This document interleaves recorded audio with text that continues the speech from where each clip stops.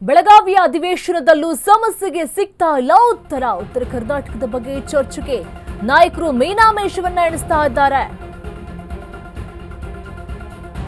ಉತ್ತರ ಕರ್ನಾಟಕದ ಬಗ್ಗೆ ಚರ್ಚೆಗೆ ನಾಯಕರು ಇನ್ನೂ ಕೂಡ ಮೀನಾಮೇಷವನ್ನ ಎಣಿಸ್ತಾ ಇದ್ದಾರೆ. ಪ್ರತಿ ಬಾರಿ ಕೂಡ ಅಷ್ಟೇ ಅಧಿವೇಶನದ ಸಂದರ್ಭದಲ್ಲಿ ಉತ್ತರ ಕರ್ನಾಟಕದ ಸಮಸ್ಯೆಗಳ ಬಗ್ಗೆ ಚರ್ಚೆಯನ್ನ ಮಾಡ್ತೇವೆ, ಉತ್ತರ ಕರ್ನಾಟಕದ ರೈತರ ಸಮಸ್ಯೆಗಳನ್ನ ಈಡೇರಿಸ್ತೀವಿ ಅಂತ ಹೇಳಿ ಆಶ್ವಾಸನೆಯನ್ನ ಕೊಡ್ತಾರೆ. ಆದ್ರೆ ಪ್ರತಿ ಬಾರಿಯೂ ಕೂಡ ಅಧಿವೇಶನ ಆದಾಗ ಯಾವ ಸಮಸ್ಯೆಗಳು ಕೂಡ ಬಗೆಹರಿಯೋದಿಲ್ಲ.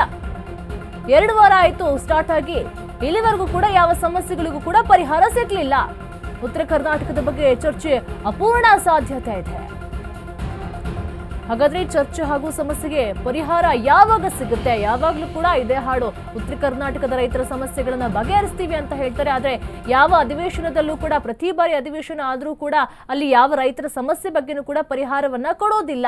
ಆದ್ರೆ ಹೇಳೋದು ಮಾತ್ರ ಉತ್ತರ ಕರ್ನಾಟಕದಲ್ಲಿ ಬಹಳ ಸಮಸ್ಯೆ ಇದೆ, ಎಲ್ಲಾ ಸಮಸ್ಯೆಗಳನ್ನು ಕೂಡ ಅಧಿವೇಶನದಲ್ಲಿ ಚರ್ಚೆಯನ್ನ ಮಾಡ್ತೇವೆ. ಆದ್ರೆ ಅಧಿವೇಶನದಲ್ಲಿ ಚರ್ಚೆ ಮಾಡೋದಕ್ಕೆ ಅವರಿಗೆ ಅವಕಾಶವೂ ಸಿಗೋದಿಲ್ವಾ, ಅಥವಾ ಬೇಕು ಅಂತಲೇ ಚರ್ಚೆಯನ್ನ ಮಾಡೋದಿಲ್ವಾ? ಇಲ್ಲಿ ನೋಡಿ, 2 ವಾರ ಆಯ್ತು ಅಧಿವೇಶನ ಸ್ಟಾರ್ಟ್ ಆಗಿ, ಇನ್ನೂ ಕೂಡ ಯಾವ ಸಮಸ್ಯೆಗಳಿಗೂ ಕೂಡ ಪರಿಹಾರ ಸಿಗ್ಲಿಲ್ಲ.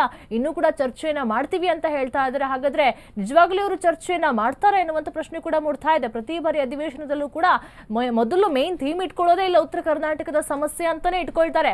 ಆದ್ರೆ ಅಲ್ಲಿ ಆ ಸಮಸ್ಯೆ ಬಿಟ್ಟು ಬೇರೆ ಸಮಸ್ಯೆಗಳ ಬಗ್ಗೆ ಮಾತನಾಡ್ತಾರೆ, ಇಲ್ಲ ಅಂತಲ್ಲ. ಆದ್ರೆ ಯಾವ ವಿಷಯವನ್ನ ಇಟ್ಕೊಂಡಿರ್ತಾರೆ ಆ ವಿಷಯವನ್ನ ಸಂಪೂರ್ಣವಾಗಿ ಮಾಡೋದಿಲ್ಲ. ಹಾಗಾದ್ರೆ ಚರ್ಚೆ ಹಾಗೂ ಸಮಸ್ಯೆಗೆ ಪರಿಹಾರ ಯಾವಾಗ ಸಿಗುತ್ತೆ ಅನ್ನೋದು ಕೂಡ ಕಾದು ನೋಡ್ಬೇಕಿದೆ.